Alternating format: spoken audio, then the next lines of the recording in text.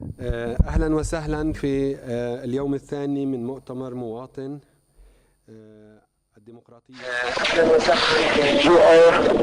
We welcome you here for the second day of the Muwatin conference, Democracy in the Public Square.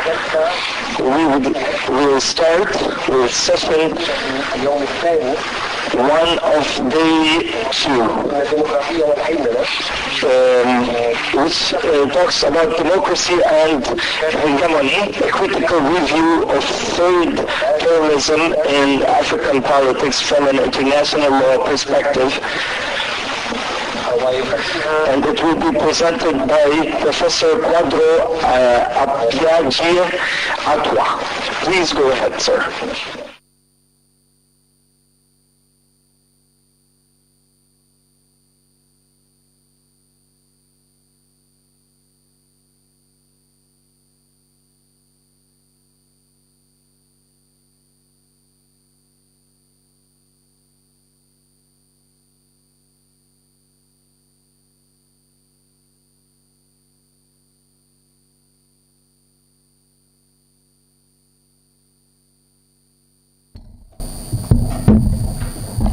Thank you and good morning.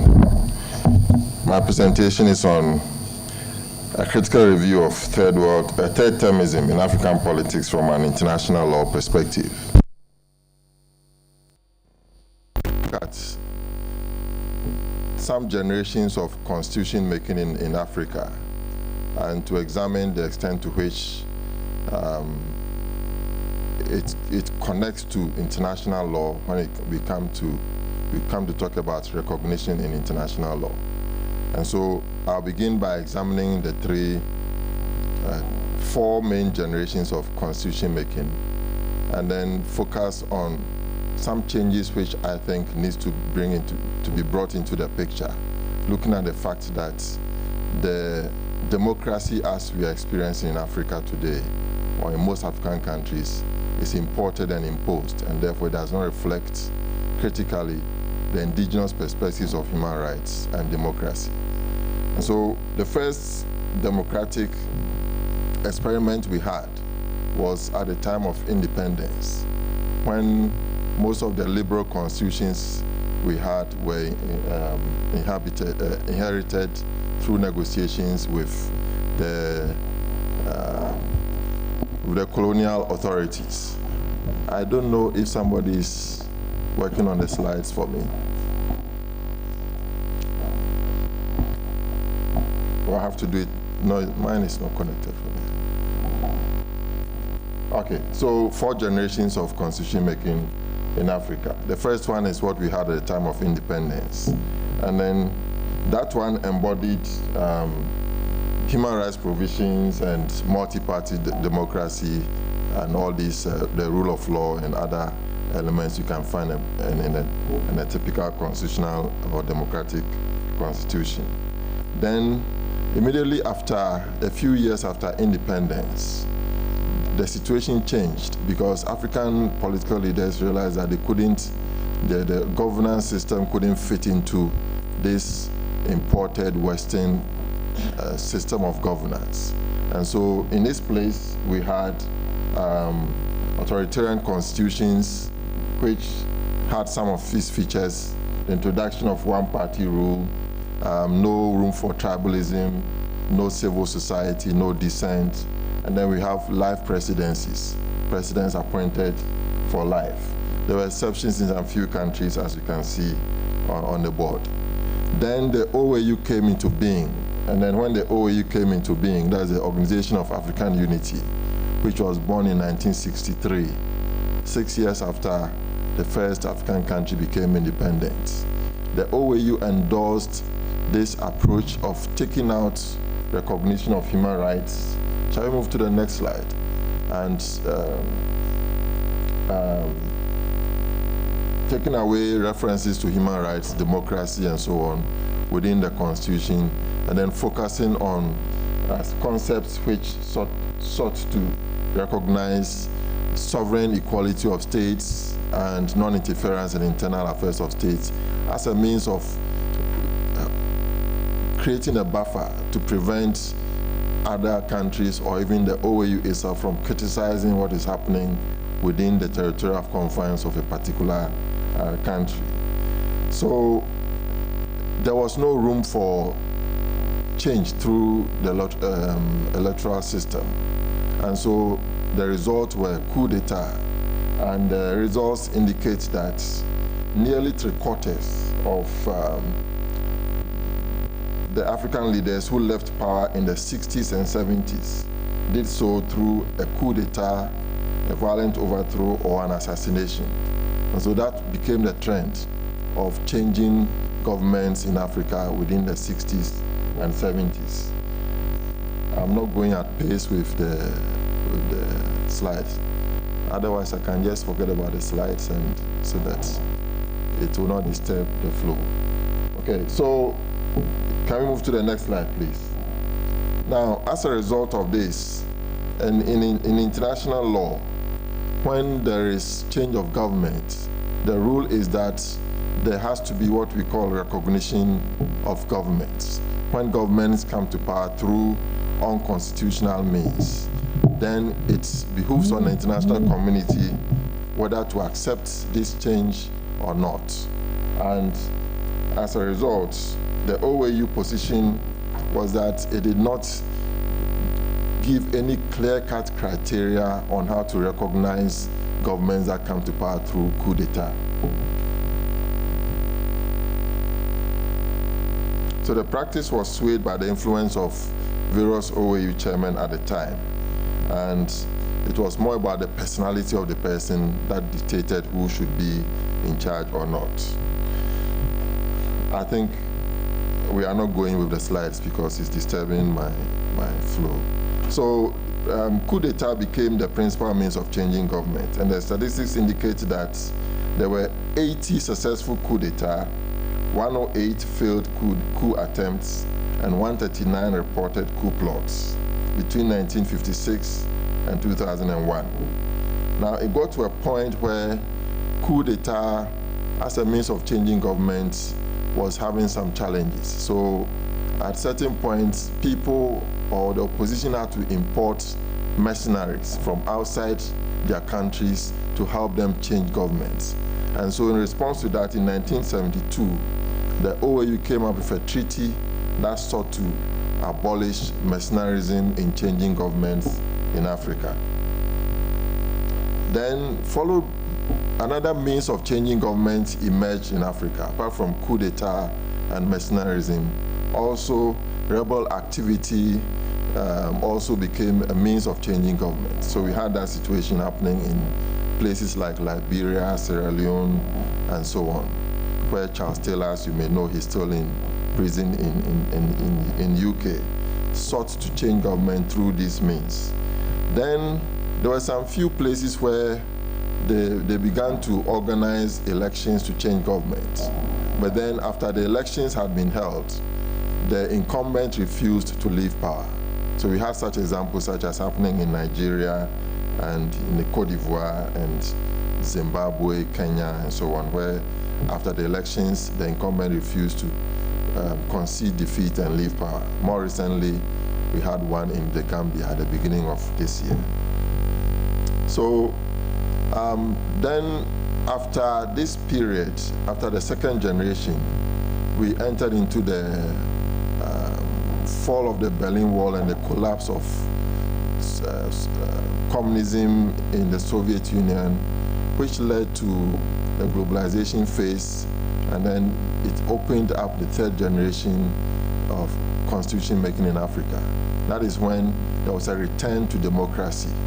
And again, we see a re-emergence of multi-party rule, civil society activism, elections being held on a regular basis, and so on, as a means of changing government. And so in the post-Cold War era, we have multi-partyism and constitutionalism, human rights, good governance coming into the picture. Now, what is interesting about this is that around this time, coup as a means of changing government was on the decline. But still, there was a new phenomenon That is when leaders refuse to leave office after elections. And so between 1990 and 2010, there were about 20 countries that made the transition to democracy. But in about a quarter of them, they refused to leave office after elections had been held. And so that created a new phenomenon where there were problems in changes in government in Africa. Then in 1997, there was a watershed moment in the sense that there was a change in government in Sierra Leone. And this government came about, the change in government came about through rebel activity. But then for the first time, the ECOWAS, that is the Economic Community of West African States, this is a regional bloc for countries within the sub-region, decided to not to recognize the new government that had come to power through the civil war and rebel activity. And so that was seen as the beginning of the OAU standing up against unconstitutional changes in government. So the OAU came up in 2000 with what we call the Lomé Declaration, the Lomé Declaration of 2000.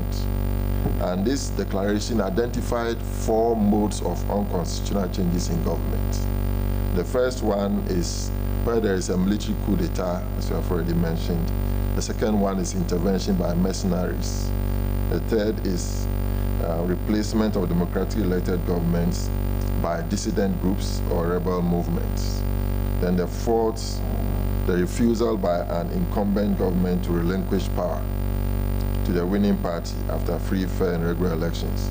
So these means of unconstitutional changes were recognized officially by the OAU, that if you come to power through any of these means, you will not be recognized as a new government.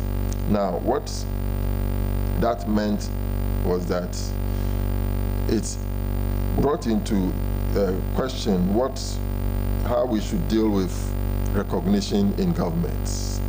So recognition simply means a political act by a government to recognize the existence of a new regime that has come to power. And this is more or less a political act. It is not based on law. But for international organizations, we also have what we call collective recognition. And that is whether that international organization should recognize the new regime that has come to power. In the case of the OAU, it never sought to have a clear-cut definition of how to recognize or not to recognize a new government that has come to power. And so the same manner, when it came to changes in government, there was always a situation where sometimes the old regime and the new regime will both present themselves at an OAU session.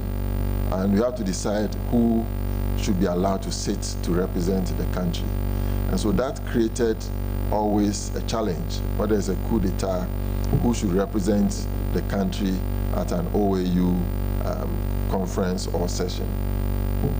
Now, as we know in international law, when there is a new regime coming to power through unconstitutional means, what happens is that the government that is overthrown is given de jure recognition. That is, in law, it is still the properly recognized government, while the new government that has come to power through illegitimate means is recognized de facto. That is, it is a government that on the ground seems to be in control, and therefore we adopt a wait-and-see policy to see if it will be able to claim legitimacy from the people and then be allowed to govern. Now, what happened with the Lomé Declaration is that the OAU decided to say that, decided that the new regime that has come to power through unconstitutional means will be given 6 months to return the country to constitutional rule. And then this new regime can take part in, please, we are far behind this, so it's not helping us. The one who is controlling the اطفي الباوربوينت، مش بطل بحاجة له.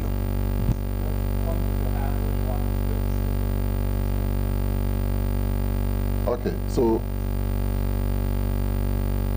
I think it's not. So the Lome Declaration said that if a new government comes to power, the new government will be given 6 months within which to return the country to constitutional rule. And then after that, the government, but then the regime that has been overthrown will not be allowed to take part in the new elections. And so that model was what prevailed until the OAU finally died out in 2002, being replaced by the African Union. The African Union recognized in its constitutive act the need for recognition of new rules, which also recognize the fact that you cannot come to power through unconstitutional means. And then it called for suspension of membership if you come to power through unconstitutional means, but then you will still have to pay your dues as a member of the African Union. Now, this is where we are now, is where the main issue comes into play. In most of the constitutions that African leaders adopted, or African states adopted after the fall of the Berlin Wall, there were term limits. Most of them had presidential 2-term limits. And in about 75% of the cases, that was the norm. But then a few years into the adoption of these new constitutions, that is, we are talking about the 3rd generation now, we saw a situation where African leaders began to move away from the norm again. And so in 24 of the cases, there were attempts to change the 2-term limit to either 3 terms or indefinite terms. And in 15 of these countries, they were successful. That is Burkina Faso, Burundi, Cameroon, Chad, Gabon, Guinea, Namibia, Niger, Rwanda, Senegal, Togo, Uganda. They were able to change the term limits within the constitution to a 3rd term or indefinite terms. But this is contrary to what were the wishes, or what are the wishes of the citizenry, because a survey done indicated that 75% of Africans were in support of term limits. So 2 terms, you are done, and then you go away, then somebody else will take over. But on the contrary, African leaders were showing signs of going in the opposite direction, that is, changing the constitution to allow for 3 terms or indefinite terms. They did this through different means, either going through a referendum, or changing it through parliament, or going to the Constitutional Court for interpretation, which most often they knew they would win, and therefore the Constitutional Court would determine that the government can go for a 3rd term. Now, attempts were made to limit this 3rd termism in Africa. One was through a treaty which came up in 2012 called the African Charter on Democracy, Elections and Governance. It said that if a government comes to power and the Constitution recognizes a number of terms, the government should stick to those terms, and if it changes it, it will be in violation of the treaty. So that was one means. Then in such a case, what will happen is that the Peace and Security Council of the AU will impose sanctions on such a government. But up to now, nothing has been done even though there have been at least 15 cases of changes in the terms. Then also, the West African Union, called ECOWAS, also last year sought to come up with a declaration to limit the 3-term, to confirm the 2-term limits and limit 3rd termism, but it wasn't successful. And so it comes to a point where the 3rd termism is still ongoing in a number of African countries today. As a result, statistics indicate that democracy in Africa is waning. In fact, according to a survey done by Freedom House, it's concluded that there are only 6 liberal democracies in Africa today. And of these, there are also 5 electoral democracies, in a sense that they only hold elections, and that is all the criteria for determining whether the country is democratic or not. Okay, I understand my time is up. And so the question is third-termism. How do we deal with the matter? Third-termism always, in any of the countries where third-termism had been proposed, it has led to various or serious human rights violations. So the question is, should we allow third-termism or we shouldn't allow it? There have been several debates around this, and I'll round up with my position. And my position is that third-termism is similar to the life presidencies we had during the first generation of constitution making in Africa. And if you look at the African culture, there has been this monarchical system where governments, kings and queens rule for as long as they are alive. And so that has been something that African leaders have also sought to adopt.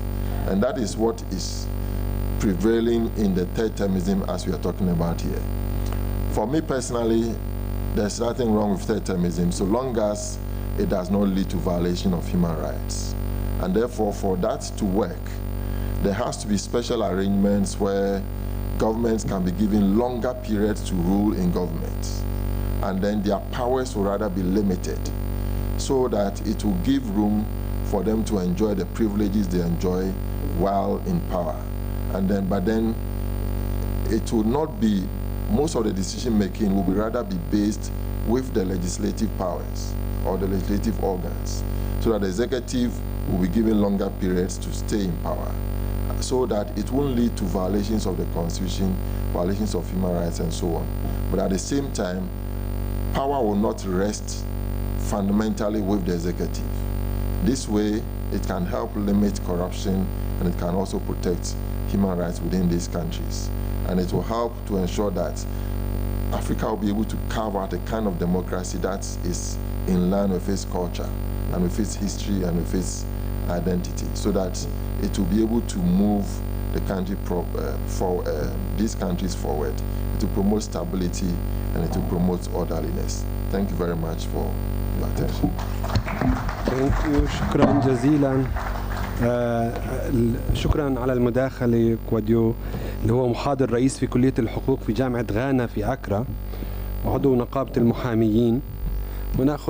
سنناقش لاحقا مداخلته اللي في المحصل اللي بيجاوب على السؤال انه احيانا بيربطوا الدورة او فتح المجال للدورة الثالثة كأنها شبيهة بانه يبقى في وظيفته كرئيس للجمهورية لطول العمر. From Ghana University in Accra. دخلته لمحصل يجاوب على السؤال انه احيانا in his intervention he has been talking about third-termism based on the concept of as if someone is staying for life, and he has been speaking about an important thing. If I understood well, you are saying that it is okay to have third-termism provided that that does not violate human rights and that there would be the combating of corruption. If I understood you correctly, this is a great point, and we would like to discuss that next time, later on. The second lecture will be presented by Rawan Violent democratization as a natural response to structural violence arising in light of Arab turmoil. About violence and structural violence, already half a decade from the Arab Spring or turmoil, that many voices that have rejected suppression over several decades and requiring getting rid of suppressive regimes and the thing that they have preferred to sort of isolate, and they have silenced their voices, and whether these calls was for the elite, but in certain cases it became tools in order to revive suppressive regimes in a different form. This is the essence of Bilal's presentation, and we can summarize what happened in the Arab world, that it is coming together, that corruption has persisted, and the military is suppressive, and to have full support from voices of corruption that transcends the borders, especially those official regimes that were afraid that the uprisings would come to their doorsteps. So they created social and political circumstances using the media machine in order to draft many of the virtual kind of feelings that things are deteriorating, and to have two choices, either accept the suppression and oppression the way it used to be, or to be dragged into a civil war. In other words, we may say that this is a natural response for the misperceptions that democratic change is something smooth and gradual, and it has to take time, and it is a repression for violence or the origin where it comes from, in order to see that as if they are a judge between structural violence coming from all aspects of the regime in various forms, and the different ways of the reform forces. According to this kind of scene, this paper comes to have a sort of structural theoretical framework about the structural violence in certain places, where it presents the Arab person from the misperceptions of the democratic transformation, and it with the analytical aspect that says so in this respect, that the democratic transformation is based in having a collective identity of the forces that are aspiring for change, to enter a confrontation with the authoritarian rule without having this confrontation, and from the change, and to have the democratic values and to get used to it. This is subject to the structure of the forces of change and transformation in general. This study paper has the assumption that the democratic transformation in a country where violence is structural and the regime is authoritarian, or claiming to have a reform plan where you have multifaceted violence from the people in power, and it is violence which is not equal to the dogma of those supervising it or the bodies, and we cannot consider this as an alternative for this situation.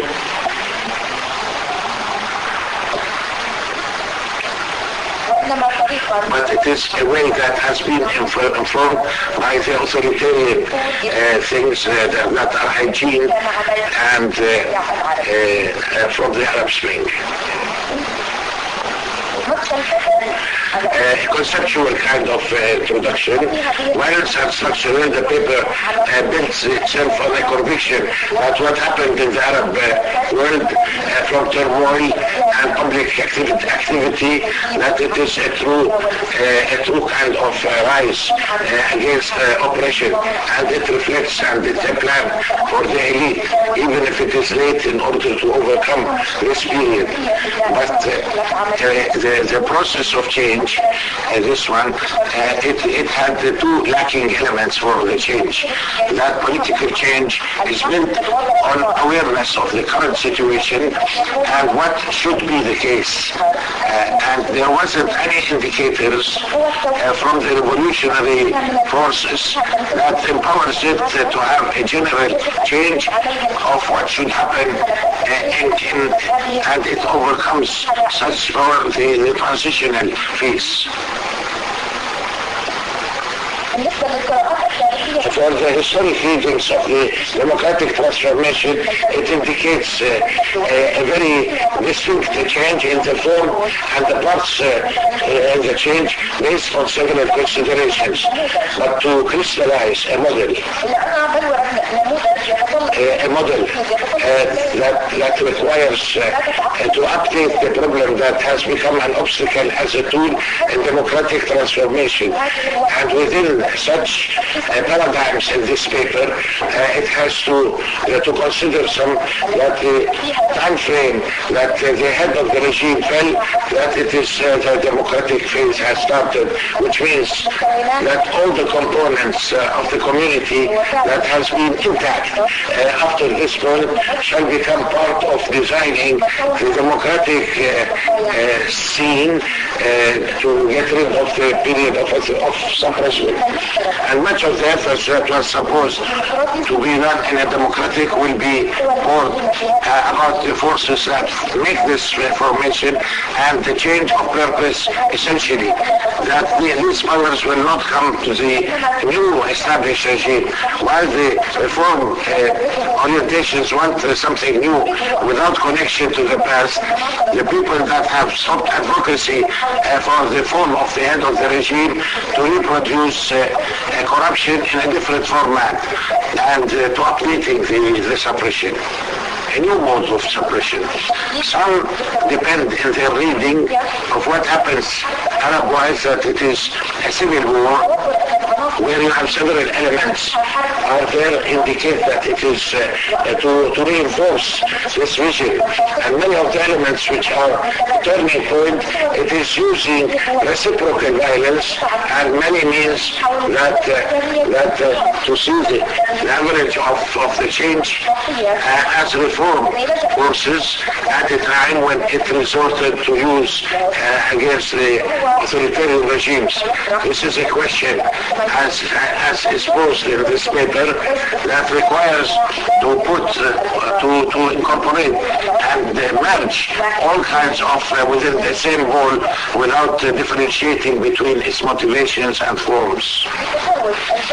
In transcending the word, the semantics of violence or resorting to it, as mentioned in Marx, Freud, and others, the semantics, violence, it is any kind of behavior which is verbal or structural or actual and that results in harming or destroying the self or the other. Whereas structural violence emerges when certain groups or races or so that seek the facilities and the opportunities and the resources, and it has to do with a very deeply rooted kind of inequality economically that rule the state of the world. Moving to the Oslo thing during the transformation, the democratic transformation, there is a question which is a common denominator with many of the observers and people who are concerned. How could the uprising use violence against its adversaries? Or what is the difference between a reformer or a suppressor, an oppressor? Some have posed it as the feasibility kind of result, comparing it with this while saying that the regimes are the most authoritarian are much better than the current situation or the decline into a civil war. And some people either intentionally or unintentionally not going in the right direction. It started by reform, but it was being taken up by many kind of oppressive regimes. What is important here is that using the direct violence practically or morally, whether it is the feasibility or people who want to disturb, it is something that cannot be denied. But it is obligatory kind of uprising according to several factors. First of all, that the revolution is a prelude for moving into democracy or resorting to means of change. This is not logical. Doesn't make sense. But using democratic tools means that there is no need or justification for confrontation with the regimes. What rules to take. And since the environment is non-democratic, therefore its tools will be the same.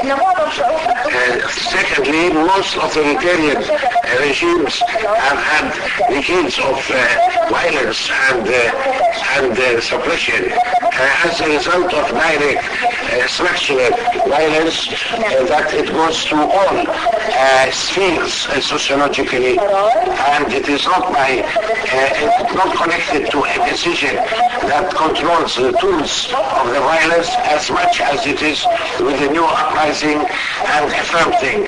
Third, more important, that the violence was not a direct, but it was a reaction for a long period of structural violence. Fourth, the radical forces that have come in a violent way, it contributed, so the confrontation became inevitable. Although this dismantling of violence, it becomes an element, it comes within action and reaction without explaining it within a comprehensive model of change. Based on that, using the Rostro kind of model in this study is not a claim that this model is the best way for democratic transformation and that Arabic regime should follow such a model. It is just, a threshold for the Arab Spring.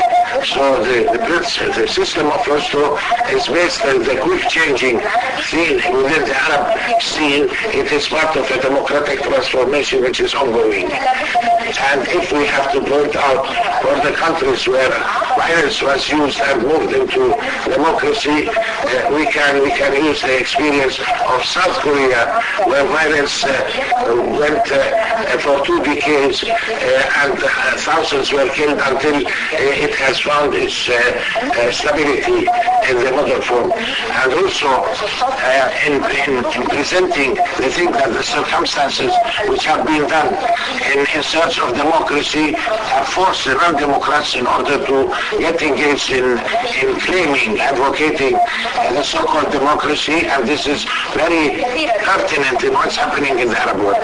Lots of elites that have been established within the so-called Arab Spring and the authoritarian and spoke to it has been in a crisis, in a blocked alley in the process of but Rostro was clear when he presented, and he became more realistic in considering that democratic change is not have to similar very well deja vu kind of leaders and to have changes. Rostro here, he doesn't exclude the authoritarian but considers it one of the tools. Theoretically this sounds unrealistic, but many indicators are this, because the Democrats have 2 choices. Either they behave as if the democratic elites have looked for ways of participation and to have a counter plan and to get acquainted with it and to start in a confrontation that reflects democratic transformation. The distinctive element of this to see that the authority to put it facing the community and not allow it to appear as a democratic part. This way of dealing with the non-democratic elites or peers in order to deal with it responds in an automatic way without indicating directly to recruit a structured kind of violence in certain societies and to see it after the head of the regime falls. And it is the preliminary kind of violence that goes in order to monopolize the resources of the country in control mechanisms from the armed forces and the media. So this person in the transformation will face a similar thing in order to stick for it and monopolize the resources of the country in terms of different social spheres that inevitably will recruit counter groups that absorbs the democratic forces, and even if there are changes in the abilities of such this, and in order to expire for certain forces to enter into different kinds of groups at the popular level and by the elite kind, which is a violent confrontation morally and actually in different levels, and it could go into a curve that has different factors, internal, external, and these elements that could extend for years is considered a point of end for the preparatory phase without crushing such democratic elites and enter into the democratic transformation, which is the decision-making phase, which is formed with moving from one of the paper of the thing on another party, and it could be the step part of a total transformation and not fatigue, and therefore the democratic transformation forces shall prevail. In other words, to have the confidence building steps where they have a chance in order to advance, participate, and to have the democratic change affected. This model that Rosto puts, although it is more capable for the case of violence that could dominate in certain phases of the uprisings, but the violence does not end after the change. This is so to adapting that goes to the culture of society in the new regime. Based on this, this paper puts a model for the transitional phase and goes on certain justifications. The first, that to get to decision-making does not necessarily mean that consensus forces have lost all its stamina. And the change of the thing could lead to a new regime there that the Rosto model ignores the time factor, and that you have the structural kind of violence allows it not to adapt. From the other point of view, there are a lot of regions that have witnessed the so-called Arab Spring in the preparatory that Rosto have indicated, and there was transcending with this phase that counters this thing. And it's Rosto in the phase of post-taking the decision, that it passes through phases that it doesn't open to have non-democratic forces to interact according to the basis of democracy, based on the points of I conclude this paper, that the transformation to democracy with what the Arab Spring has two complementary operations. First, to make sure to take over the power from the authoritarian forces and pass it to the democratic forces and those who are elected democratically.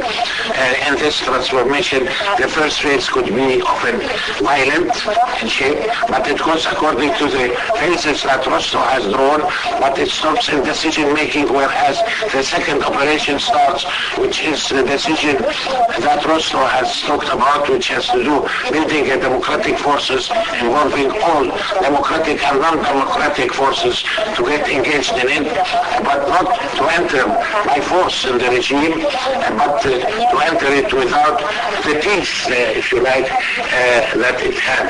So in such a case, building the simple becomes more secure, and disrupting the process of building becomes marginalized, and it moved. The last phase means that Rostov has spoken about that, which is adaptation to the new conditions. Thank you very much. 2 points only I put on the table for discussion. Among the things which were mentioned here, that some have maybe the same question, is the assumption that to have the changes, to change the current status, and to know where the change will happen. This is exactly in the beginning of the session. It was too cold when we started. I mean, the air condition was high. So we asked for a change. If you want to change the climate of the room, that we know. We know what is the right kind of heat or the condition to not to be able to see the perspective in front of us. That we changed and rejected, that it was too cold. The temperature was inadequate, but with time we can find what is the adequate atmosphere we need. I'm surprised that if there is a comment later, I notice that any change makes transformation. I mean, it could be worse that to speak about democracy during the transformation. Who said we will end up to be in a better shape and the change will be democratic? Who said so? If the purpose is to get to democracy, what is it transformation, you know? I mean, it will be to the worse, in other words. Of course, it should not be violent, hopefully, as the paper says, but not necessarily democratic. There are levels of legitimacy which are involved, but not necessarily democratic. That's what I had and hearing the sentence here. The third lecture, Andrei Kornik, who presents a paper about transnational democracy on immigrant route and migrant route. بالضرورة يجب أن تكون ديمقراطية. أكيد مش لازم تكون عنيفة بتقولي أو الورقة بتقول، بس مش بالضرورة ديمقراطية. أكيد لازم يكون في درجات من الشرعية للتحول، بس مش بالضرورة ديمقراطية. على الأقل هذا التساؤل اللي كان لدي وأنا أسمع للجملة وعذرا للإطالة. المحاضرة الثالثة أو المداخلة الثالثة لأندري كورنيك اللي بيقدم عن Transnational Democracy on Migrant Route. وأندري هو teaches at University of Ljubljana, Faculty of Social Science in Slovenia, and also collaborates in the European Regional Masters Program in Democracy and Human Rights in Southeast Europe in Sarajevo. He's active as an activist. He's involved in struggles for migrant rights. You have the floor, sir. Have a map of the route. No, this is not Balkan. Sorry, it's not.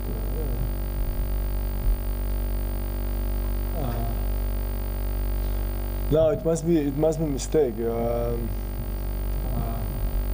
This is Scandinavia, right?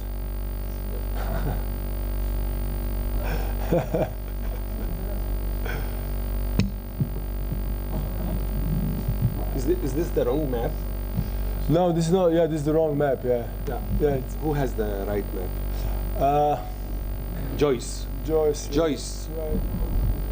لو سمحتوا جويس تجيب الخارطة الصحيحة. هاي خارطة لمداخلة تاني. جويس, this is the wrong file.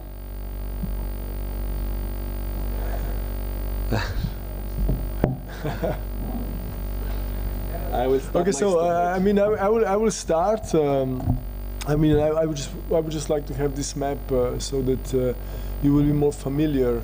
This is the wrong map. The site, place, region I'm talking about.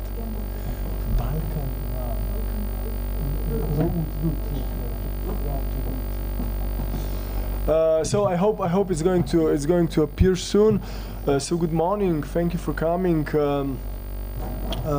I would like to talk about transnational democracy on migrant routes, especially on Balkan route.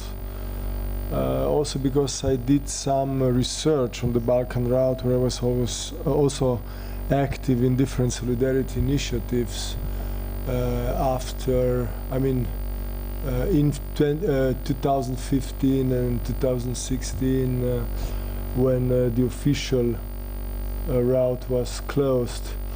So for the beginning, I must maybe clarify some things, because yesterday I listened to discussions. I really appreciated them. They were quite political, and I think it's good that they were political. And of course, I could also kind of understand what is the discussion here in Palestine. So I don't want that my intervention would be understood wrongly, that there would be too many ambiguities about this, because of course my presentation goes into the direction that we have to think about democracy also outside the framework of the state and state institutions. And of course, when it comes to migration, we are dealing with transnationality, transnational situation. But I think also that we are dealing with practices of grassroots democracy that are really inspiring. So I would just like to say something maybe a bit autobiographic. For a long time as a researcher, a theoretician, also activist, I was involved in the movement of Erased in Slovenia. This was the movement of people that were illegalized in their own homes, were stripped of all of their rights in 92, immediately after Slovenia declared independence. And of course, those were people that were mainly coming from other Yugoslav republics, and you can imagine that becoming illegal meant really like disaster situation for them and disaster conditions for them. And for this reason also, of course, I'm kind of always critical of the national form and the nation state, and also national liberation. And I can, for example, remember the claim in Empire of Harte Negri that national liberation was often a poisonous gift. And of course, there's some other things I would like to maybe declare at the beginning. It's also that I'm kind of interested in what does it mean to talk from specific space that is inserted in global hierarchies, in global space, of course, hierarchical space. So I do not claim to speak from any position of universality, but to speak from the site, like hybrid locus of enunciation, as Mignolo calls it. So this is the site which is permitted with differences, which is permitted with inequalities, and only when we kind of reflect on those inequalities, we are able really to speak freely. For this reason, for example, lately I more or less am working on indigenous thought, indigenous political thinking, like in Latin America, where I think that there are some incredible innovations, political innovations taking place that could be interesting in different contexts, maybe also here. And this is kind of very inspiring for me. So let's go now to the topic of my presentation. So transnational democracy and migrant route. So this is the map of the migrant route. So basically this is the route through which around 1 million refugees and migrants crossed to Germany and North Austria, Germany and Scandinavia in 2015. 2016. In 2015 there was like 750,000 people, and then in 2016 around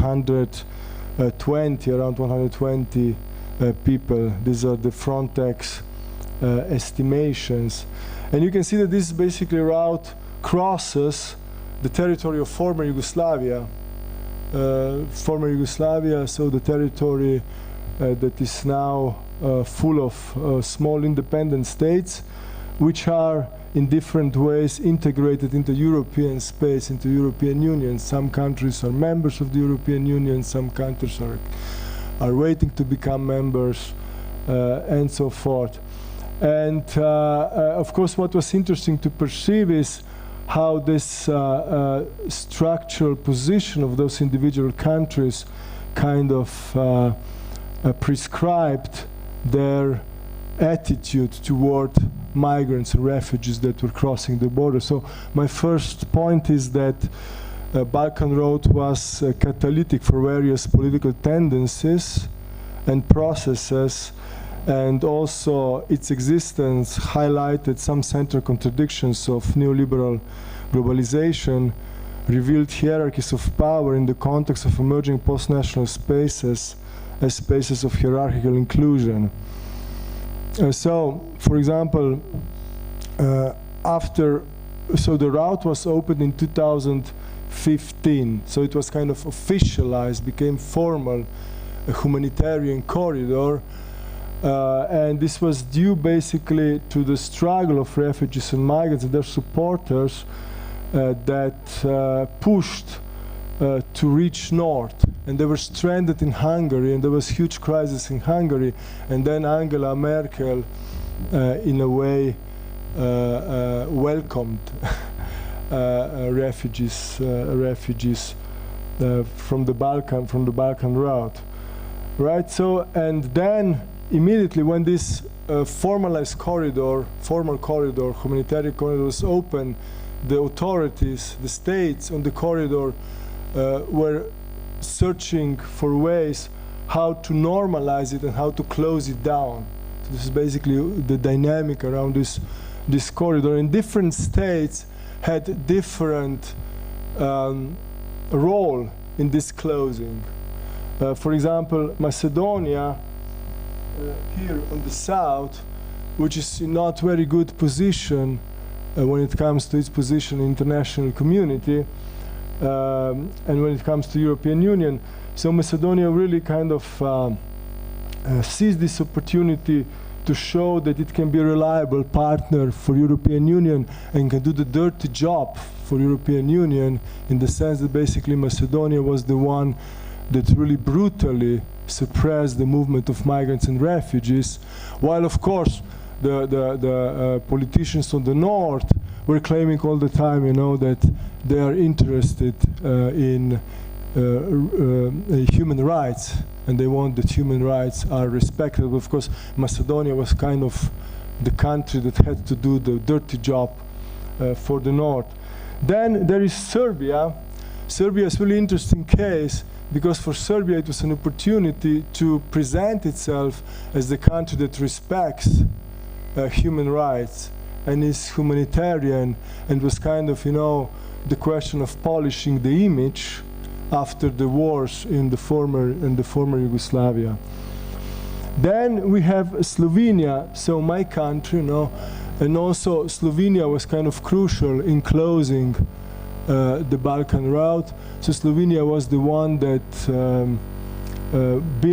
erected the fence, razor blade fence, and this was done one day after President of the Republic, on the extraordinary session of the Parliament, declared that Slovenia should do whatever, regardless the price, to so that Schengen border stays on its southern border and is not moved to the north, to the border between Austria and Slovenia. So basically Slovenia acted out of the fear to be kicked out of Schengen Europe.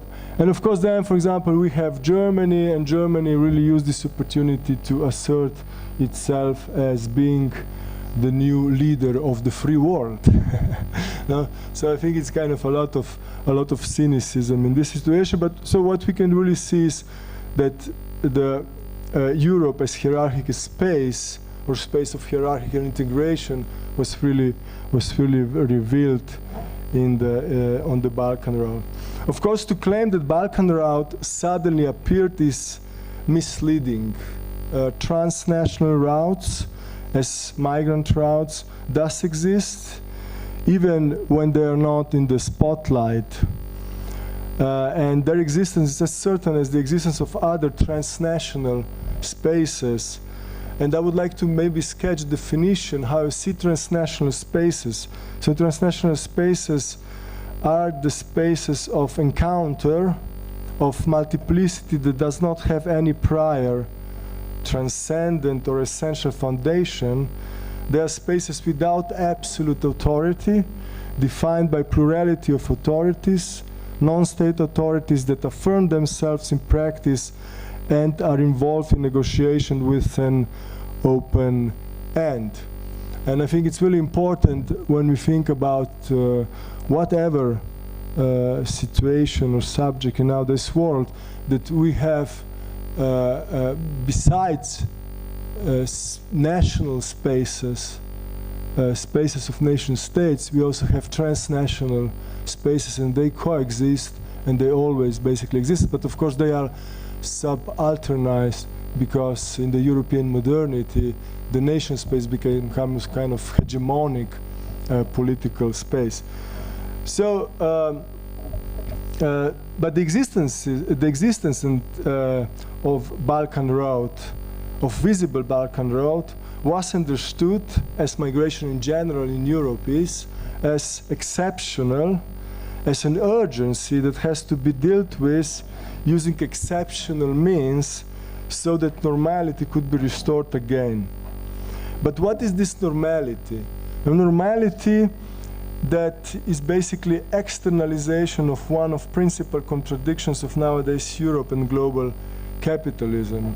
Now, for example, when Balkan road was open and refugees and migrants massively, visibly came into Europe, the violence that basically takes place every day on external border of European Union could be seen in Europe, in the heart of Europe. And of course, this kind of opportunity, for Europe to reflect on its borders, its violent character, and also to start to think about how to democratize European borders. So, but let's go to those contradictions. Now, so one contradiction is, while capital, goods, and services can move freely, movement of people is administered in such a way that hierarchies among populations and labor markets are reproduced and strengthened. I mean, it's kind of obvious thing. I didn't need visa to come here, right? Well, probably Palestinians, cannot go so freely to Europe. So this contradiction is, of course, violence. And as I said before, violence against refugees and migrants on Balkan route was just a temporary image of violence that is taking place daily on the external borders of European Union. Then the other contradiction, also important, is related to dissolution of form of nation. So this dissolution is, of course, the result of capitalist globalization, but also the result of realization that national liberation in anti-colonial struggles turned out to be, as I said before, poisoned gift.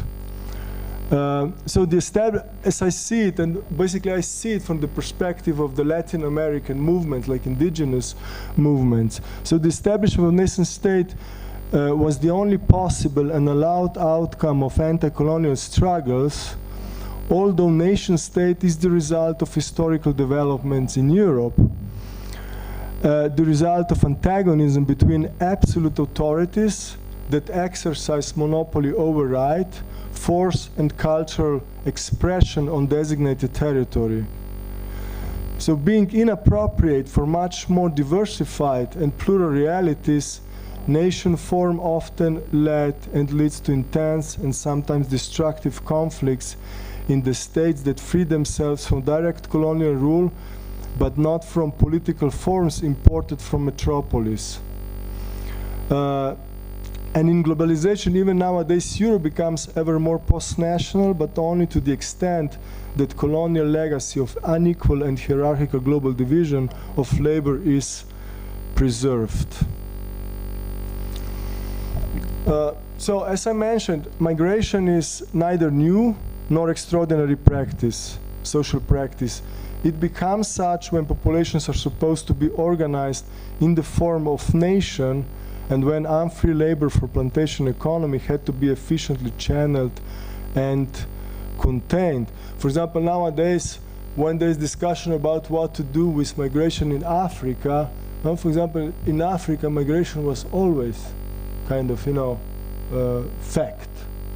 You can see, for example, I think in Africa and Western Africa and so forth, that this imposition of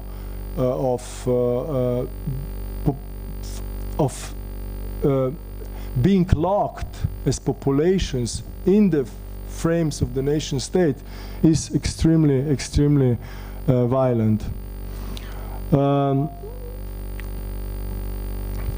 Okay, so nevertheless, discourse on migration in Europe is today completely permitted with the idea of exceptionality. But what does it mean? So to treat some social practice as extraordinary is a precondition to establish sovereignty, sovereign power. Probably some of you know Agamben and his theory of the state of exception. And sovereign power in old fashion as foundation of social order on transcendent norm, and also in a new fashion that is theorized today as governance, as the way to define norm upon dealing with extraordinary event in an ad hoc arrangement. So I would define sovereignty therefore as foundation of social order that is not imminent to society but is prior to it, transcendent. It constitutes and reproduces itself by grasping social phenomena as exceptional that demand exceptional measures. It is based on existence of absolute authority that is expressed as monopoly over production of law and force on designated territory and as cultural homogenization. Now, just maybe as a footnote, for example, in Latin America, the struggles of indigenous led to the ideas of the plurality, also legal plurality, that is now inscribed in some constitutions. So the justice system should be not just state-based, but there are more justices, also indigenous justices. And this is like the main struggle nowadays in Latin America. So migrant routes are exceptional for the power that wants to constitute it as sovereign, but they're also exceptional in their own sense. They're extraordinary in another sense, and in theories of the state of exception, exception does not lead only to dictatorial power, but could also be revolutionary and transformative. As sites of encounters of irreducible multiplicity, of encounters with open and where striving hopes, struggles for decent life clash with and articulate with attempts and practices to govern the mobility of people. As sites that avoid sovereignty and where relations are in constant making and remaking. And maybe I would like to just sketch my observations from the Balkan route, and I would like to talk about some, 2 minutes, okay. So maybe I would just like to talk about some, as I called, hybrid locuses of enunciation. For example, on the Macedonian-Serbian border, what I could perceive is that border is not an obstacle to freedom of movement, but facilitator of the freedom of movement. And this is due to the fact that you have autonomy, Albanian autonomy there, which is the product of the apartheid. So they're basically excluded population, and for this reason, this population, kind of have self-defined, self-proclaimed autonomy. So, for example, when we were doing interviews, like a typical statement is, when we have problems, we do not call the police. We negotiate and resolve problems by ourselves. And this is really also related to the practices when refugees and migrants came, because the existence of refugees and migrants on the border was an opportunity for different ad hoc authorities there to put into practice socio-economic model in which solidarity and prohibition of inequalities are internal to it.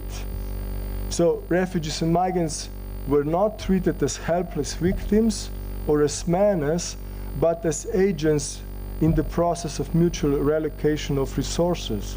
So concrete practices were to negotiate and implement conditions of mobility, defining maximum price of transportation, prevention of profiteering, prevention of state monopoly over transportation, and so forth. And of course, there were also discussions with different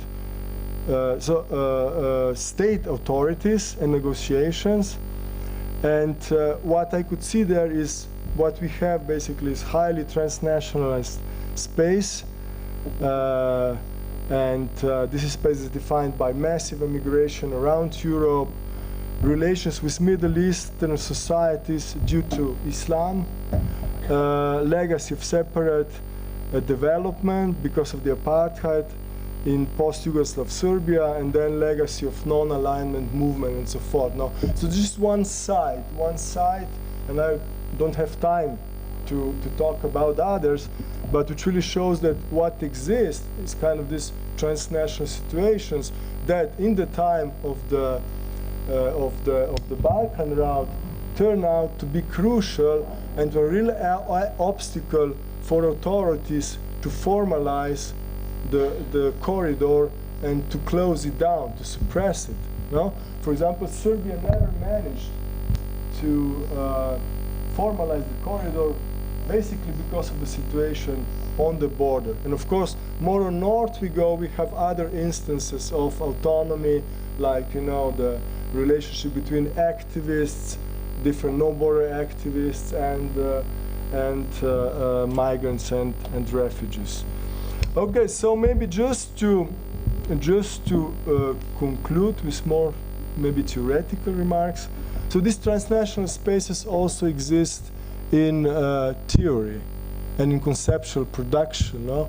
So I would just mention, of course, if we are going to work on those papers and we're going to publish them, then there's going to be opportunity to read about this. For example, in European modernity, you have this alternative to understanding of the evolution of the state and the statehood, let's say. For example, in Spinoza, according to Spinoza, to have political community, you don't need to transfer rights and power to sovereign, right? So, for example, this is Spinoza, and for Spinoza, the multitude is sufficient condition to have political life, to have political community. So plurality of will does not need to be transformed into the unity of will, which is people, right? And the powers and rights do not need to be transferred to sovereign. But of course, these alternatives do not exist only in the European modernity. Let's not be Eurocentric, right? For example, again in other metaphysics, cosmovision. So, for example, De Castro is talking about Indian metaphysics, and he was working on Amazonia. No, he really showed that there is a different way of conceptualizing. No, so maybe I will just conclude with this. So for De Castro, Western metaphysics is obsessed with ground difference, with what separates humans from non-humans and moderns from the other. And it thinks extensive difference, and this Western metaphysics, as he described this, is according to De Castro, fin and origo, so the source of colonialism. And then you have indigenous savage metaphysics, which presupposes human immanence, and the difference is understood as intensive, which means that we are not dealing with plurality of cultures, but plurality in culture. The differences are not due to different representations of the same given and objective reality. According to indigenous cosmology and ontology, reality is not given, but submitted to agency. It is understood as affective multiplicity, so basically relational, which is experienced by bodies. Reality, therefore, is not represented but experienced, and those bodies as all things, because human bodies are not separate from other bodies in nature, on socio-spiritual continuity are points of view, and communication and comparison happened as different points of view mutually contaminate and transform. So if we understand differences as intensive and internal, communication takes place on the border, difference is preconditions for it, and it is mutually transformative. And for example, this really is today find, yes, in the definition of intercultural societies among indigenous movement in Latin America. So this is one case, but you know, there are a lot of cases like this, you know, but I would just like to say that probably in every locality, you know, there is a source in the history, in social practices, you know, that could be really used to conceptualize and envision other democratic development. So I hope that we can discuss discuss about this. And as I said, I know that maybe just to, we are way beyond that 20 minutes. I know. Sorry. So I'll leave it for the discussion. Yeah, okay. We say that I believe most of us, we are sensitive to what you mentioned about the plurality of authorities, illegality and its impact on people, the way the state of exception become the normality for migrants. So I think we will have lots of I hope, discussion on this. Let me just add to what you said, that how you felt free to come here without visa, and you know that this is not the same thing for us Palestinians to go to Europe. I would add, it's not the same even to go freely to Jerusalem, or even to Gaza, or let's say Bethlehem. So it's even that narrow space is under complete restriction. Thank you very much. And now let's have خلينا ناخد Let us now, if the organizers allow us, give us 10 minutes of questions and answers, Q&A. And so if there are certain questions that we cannot pose, now you can continue talking during lunchtime. Please give me this a sign. If you want to pose any question, please go ahead. Please go ahead. Yeah, give us a mark so that you can introduce yourself and to whom the question is. Mahmoud Ziad. Question to anyone who would like to answer it. Any of the three speakers can answer. I would like to make sure that I have understood. There is a crossing point between the three lectures. That the basic human rights, based on experience, must not be only linked to being liberated from colonization or post-revolution, whether social revolution or revolution against colonization. From your talks about South Africa, I have noticed, for example, what Rawan has been talking about, and also the migrants and democracy in the third lecture.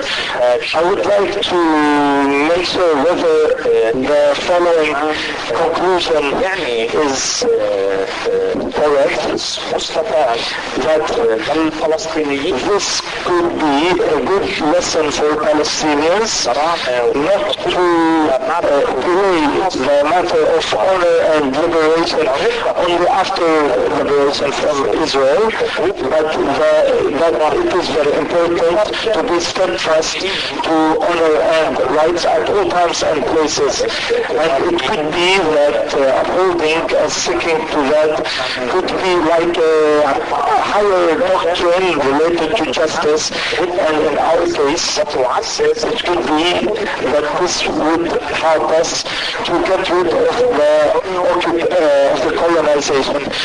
We keep delaying the issues of rights and honor and so on until liberating colonization. Do you think that the best way to see it is rather to tackle it from this minute, and especially since current colonization can be replaced by another colonization if we have post-colonization, and so this could lead to a big contradiction from the revolution itself, including the social revolution. The revolution is for justice, equality, freedom.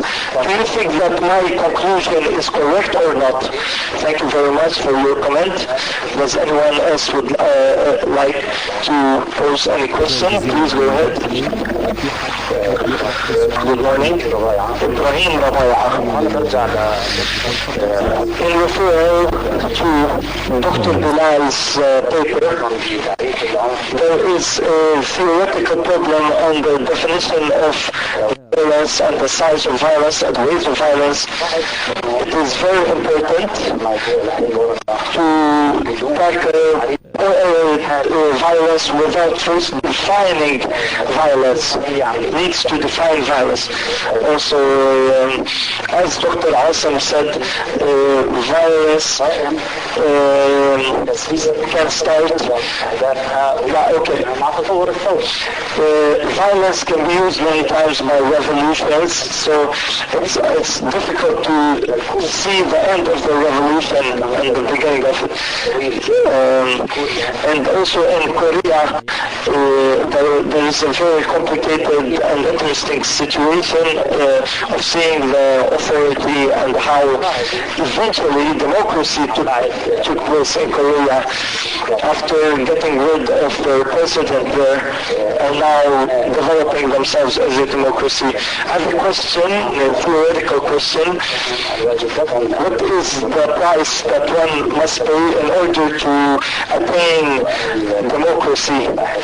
This is a question that many researchers are tackling until this moment, and there is no crystal clear answer. Is the goal democracy, or does democracy need to be based on the prices that are going to be paid to attain it? If you understood the question, right. الأثمان التي تدفع بها وبعملية مرحلية. شكرا.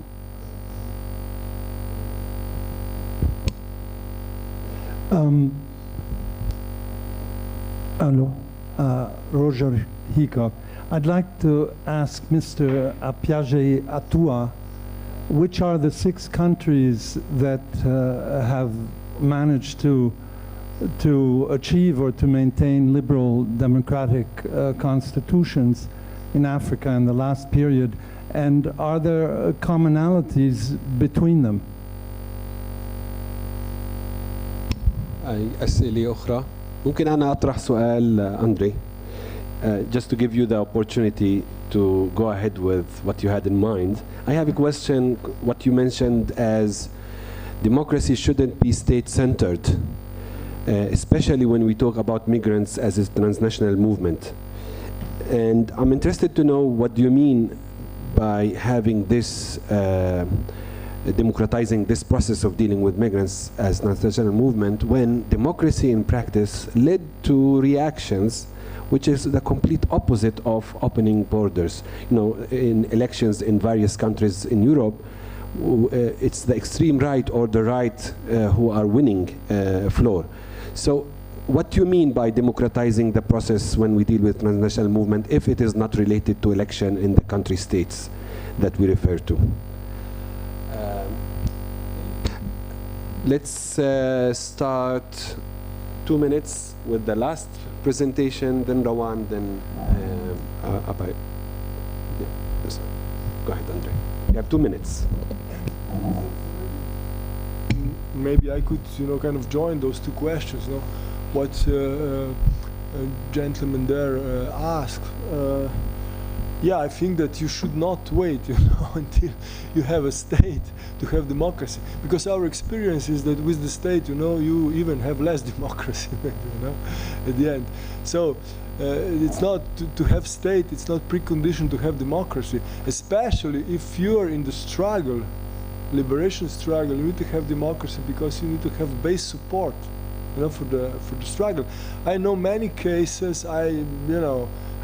Followed. I've been there. For example, like Zapatistas in Mexico, which is also like a national liberation struggle of new generation, where you find the level of democracy which is unseen in Europe and in the nation states. And this is something that gives them the power.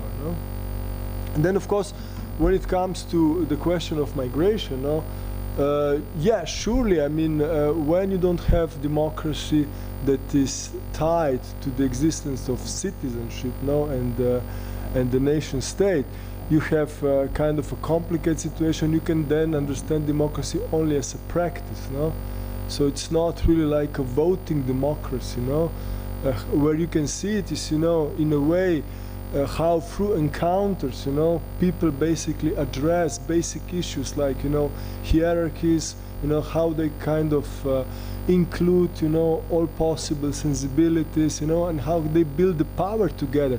I think this, kind of, when it comes, I mentioned before Spinoza, For Spinoza, right is always the expression of the power of the multitude, So we really have to build this power, to have right.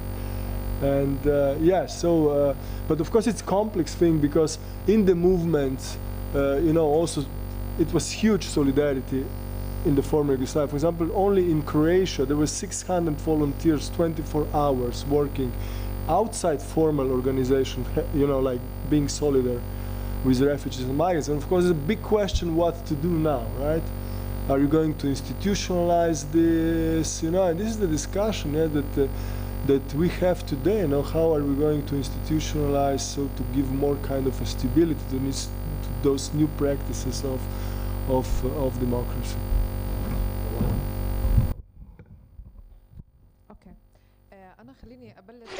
Please allow me to, in relation to Dr. Hassan, the paper I think was quite clear in this. We did not talk about democracy in the transformation process. We know the transformation process is not democratic in its environment, and that's why many times in the transformation process we do not necessarily need to use democracy, but this is the basis of this paper in this conference. Another example, the frog, which is under a plate which has high temperature. The more you increase the temperature, the frog starts jumping. The frog does not understand that the temperature is increasing, so it keeps jumping. But if the frog knew that the temperature is up, he would have ran away a long time ago. So this is a parable. What I'm trying to say is that we are in the process of transformation, not in the process of democratization. No, we are in the process of change and transformation. It doesn't necessarily have to be democratic, but after we have done the transformation and so on, we can achieve the real democracy that we aspire for. In relation to your question about the definition of violence, I mentioned the definition that has been agreed upon, and also I agree with you, the example of Korea is beneficial. They had a kind of development and education on democracy from early ages, and Dr. Bilal mentions this by saying that democracy does not emanate from a decision, but from the education from the early age of persons. So democracy starts with a person from the early ages and doesn't pass through a paper or whatever.